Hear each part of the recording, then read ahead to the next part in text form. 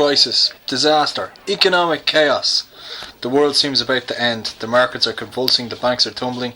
The entire island is about to become some sort of black hole off the coast of Europe. Never fear though, we've got a brilliant political establishment to shepherd us through the economic wilderness, and in the budget on Tuesday the 14th they revealed their master plan, carefully crafted, as Mary Hannafin said, to protect the vulnerable. Unfortunately, it seems like they've got a different understanding of who exactly the vulnerable in Irish society are.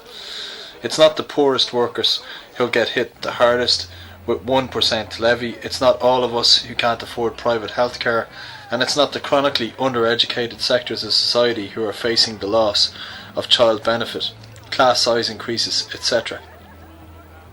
No, the vulnerable are those like the banks, whose deposits and stability have been guaranteed by our tax money, and the builders who, thanks to the former PD, TD and now head of Construction Industry Federation, Tom Parlin, don't need to worry about the limits on their profits from fixed price contracts. In fact, maybe the vulnerable means the friends and cronies of the Fianna Fáilers, those who have access to the decision makers and who can put a bit of pressure on to make sure things turn out alright.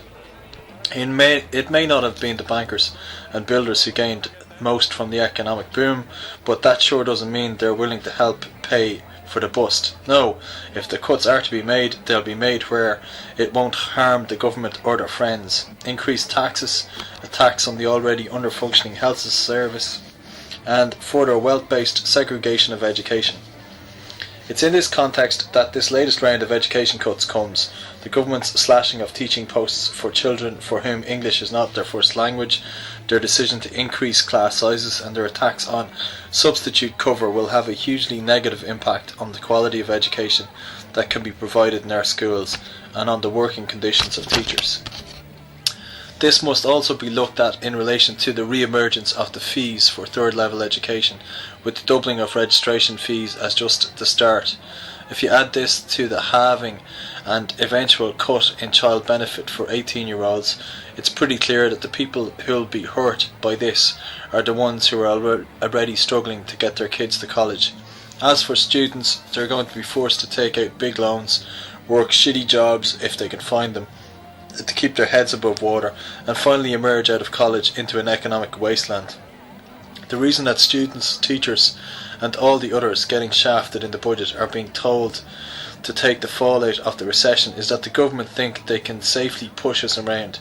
The retreat on the over 70s medical card shows that we don't have to accept this sort of treatment lying down, and that we can start to set the agenda. That's not going to happen with a few demonstrations and speeches. We'll need to develop our own power in massive self-organisation from the grassroots level, and in our willingness to take the fight to the government. We need to build a national campaign that can fight the battle to prevent cuts at all levels of education, to demand more, not less, investment in our children's future, to stop the further limitation to access to third level, and ultimately to push to improve the entire education system from preschool upwards. This will require lots of work and means that links will need to be built between students, parents, teachers and other education staff at all levels. Third level students have begun the process of building an open campaign which will fight for the equal access to education. The Free Education for Everyone campaign is organising across all colleges. If you want to join the fight for equal access to education, get in touch with Free Education for Everyone.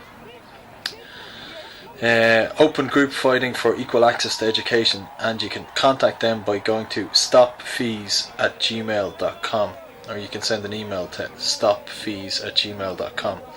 This leaflet is being distributed by anarchists who study or work across the education sector. We're working together to build a democratic and open campaign that can challenge the imposition of fees and push to improve access to and quality of education. We want a society where access to wealth and power is equally distributed, and we start by pushing for improvements in our everyday lives. If you want to find out more about anarchism or just work with us in the fight against education cuts, check out our website at wsm.ie.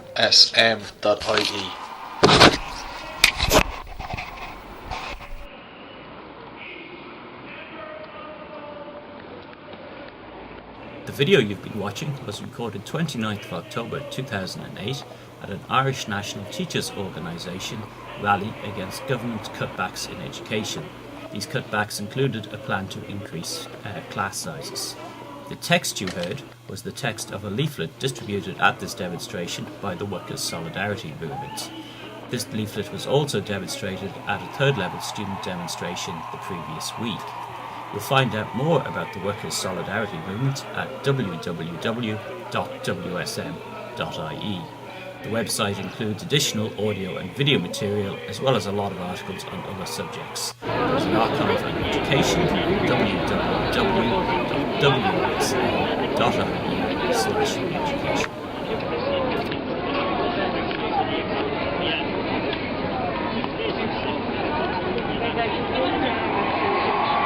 Where are you now? Oh yeah, we're going home too. We nearly got the car. We'll get the bus.